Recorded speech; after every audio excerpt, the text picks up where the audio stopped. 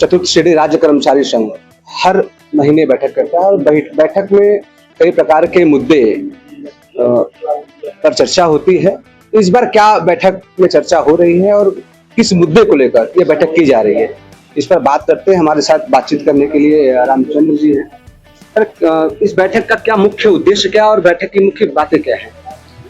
बैठक की हमारे वार्षिक बैठक हर माह होती है।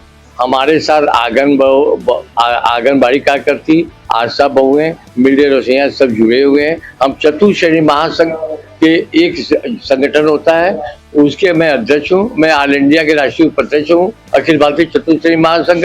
आज आंगनबाड़ी के साथ और चतुर्थ श्रेणी की पहले बात भर्ती नहीं की जा रही है और उसको तत्काल सरकार उसको भर्ती शुरू करें। और आंगनबाड़ी से आप दिन रात मेहनत से काम लेते हैं। आपका देखिए अभी 28 तारीख को आपके प्रधानमंत्री यहाँ के सांसद जी आ रहे हैं। 50,000 महिलाओं को, अभी महिलाएं 50,000 कहाँ से आएंगी? आंगनबाड़ी, आशा बहुओं, मिड डे मील। माननीय मुख्यमंत्री जी घोषणा तो आंगनबाड़ी के लिए तो कर देते हैं, कई बार 6 बार आंगनबाड़ी के लिए घोषणा की है, उनका मानदेय बढ़ता होता नहीं। और सरकार को सोचना चाहिए, हमारी बहन है, किसी घर की बहू है, किसी घर की लड़की है। तो बताइए इस प्रचंड गर्मी में 44-45 डिग्री तापमान में ये महिलाएं घर से निकल रही हैं और इस समय कर्मचारी के साथ अनदेखी की जा रही है। कर्मचारी सेवानिवृत्त होते चले जा रहे हैं, पुरानी पेंशन एकदम नहीं मिल रही है। पुरानी पेंशन 2004 के बाद बंद कर दिया है। आप ये बताइए, पेंशन तो IAS अधिकारी, DM, कमीशन सबको चाहिए, क्योंकि सरकार के लोग बधे हुए नहीं बोल पाते हैं, इसमें कर्मचारी ये मुद्दा उठाता है। और यही हमें चाहता हूँ कि जो हमारा 7 जून को जो जनता मंत्र पर चतुर्थ श्रेणी आंगनबाड़ी मिड डे रसोइया का एक विशाल दृश्य धरना लगा है, इसमें पूरे देश से 26 राज्यों से कर्मचारी वहाँ भाग लेंगे। इसमें गर्मी नहीं देखेंगे, 44 डिग्री है, 45 डिग्री है। यहाँ पर हम लोग पुल बना लिए, इस बार पूरे देश से लड़ने के लिए तैयार है। पुरानी पेंशन की बात की जाए तो पुरानी पेंशन को कई बार जो है कई विभागों से आवाज उठाई गई है। अभी कुछ दिन पहले शास्त्री घाट पर भी जो है आवाज उठाई गई थी पुरानी पेंशन मांग की बहाली को लेकर। तो पार्लियामेंट से लेकर सड़क तक, सड़क से लेकर मैदान तक और संसद के बाहर भी आवाज उठती आ रही है कर्मचारियों की, लेकिन सरकार है कि सुन नहीं रही। ऐसा क्यों? सरकार गूंगी बहरी है। अपना अगर हम करते रहे या सांसद विधायक जो भी है वो पेंशन न ले तो हम लोग न दे कबूल है। अपने तो जब आप विधायक बनेंगे, सांसद बने, कितने बार शर्म नहीं लगता है? सुप्रीम कोर्ट ने भी आदेश कर चुका है, कहने में शर्म होता है। सुप्रीम कोर्ट ने भी आदेश कर दिया है कि गलत है, कर्मचारी को पेंशन मिलनी चाहिए। जब हमको आप क्या करते हैं? यहाँ पर 60 साल तक नौकरी करता है कर्मचारी, खून बहाता है, दिन रात मेहनत। आप आ रहे हैं, कर्मचारी ड्यूटी कर रहा है, सफाई कर्मी कर रहे हैं। आप ये देखिए कितना दर्द की बात है। हम कितना चिल्लाए, कितना समझाए, क्या सब जानते हैं? और ऊपर भी कर्मचारी भी ऐसे हैं, वोट उन्हीं को देंगे, उन्हीं को सरकार बनाएंगे। सरकार का एक पक्ष ये भी है रामचंद्र जी की जितने भी सरकारी कर्मचारी हैं वो भ्रष्ट हो चुके हैं और इसलिए जो है हम हर एक विभाग को प्राइवेट करने जा रहे हैं जी। तो कहीं ना कहीं क्या इसका प्रभाव भी दिखता है? देखिए, सरकार की मानसिकता है कि गरीबों को मार डालो, अपना अंबानी की तरह राज रचे। ये तो साफ है। आप जो देख लीजिए, प्राइवेट को बंद कर दे, जितना भी दिन रात मेहनत करके ये कर्मचारी संगठन बनाया है या विभाग है, उसको आप भर्ती करते, कितने को रोजगार मिलता है आप इसकी संख्या लगा लीजिए। अगर चतुर्थ श्रेणी की भर्ती कर लेते तो आज का ऑफिस में काम होता है। आज बाबू लोग की भर्ती नहीं होती है, दुनिया भर का वार्ड निकालते हैं, करोड़ रुपया फार्म भरते हैं, लड़का लड़कियां अपना और जीवन बर्बाद कर रही, शादी नहीं हो पा रहा है नौकरी के चक्कर में, सरकारी नौकरी के चक्कर में, पता चला वो कैंसिल।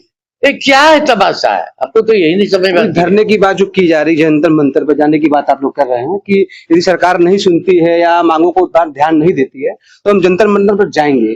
इसके पहले भी किसानों द्वारा और शिक्षकों द्वारा, बहुत सारे ऐसे समुदाय द्वारा जंतर मंतर प्रदर्शन किया गया, तो जवाब में सिर्फ लाठी मिली। ये आपने भी देखा और हमने भी देखा वीडियो के माध्यम से। तो क्या लगता है कि सरकार आपकी बातों को सुनेगी जंतर मंतर? देखिए, हमारे इस विषय में हमारे राष्ट्रीय एजेंट, पूरे देश के राष्ट्रीय एजेंट तमिलनाडु में बैठे हैं, डॉक्टर के गणेशन। उनका निर्देश होता है, हम लोग पालन करते हैं, क्योंकि ऑल इंडिया का है। क्योंकि मैं राष्ट्रीय उपाध्यक्ष के नाते मैं कह रहा हूँ कि ज्यादा संख्या में इससे आंगनबाड़ी आशा बहुओं मिलडे जो हमारे अध्यक्ष बाबूलाल जी बोले हैं बिल्कुल सही है कि महासंघ को भी इनके लिए लड़ना चाहिए। मैं आपको पूरा विश्वास है आंगनबाड़ी आशा बहुओं को हम उनके लिए मुद्दा उठाएंगे। यहाँ पर विधायक जी का घेराव करेंगे, मुख्यमंत्री का घेराव। हफ्ता में 2 बार तो मुख्यमंत्री आते हैं। कौन ऐसा मुख्यमंत्री है? अभी हम भाजपा सरकार में देखते हैं कि महीना में 2 बार 3 बार आ रहे हैं। पहले तो 6 महीना में सुनते थे मुख्यमंत्री आ रहे हैं। ठीक है, विकास हो रहा है।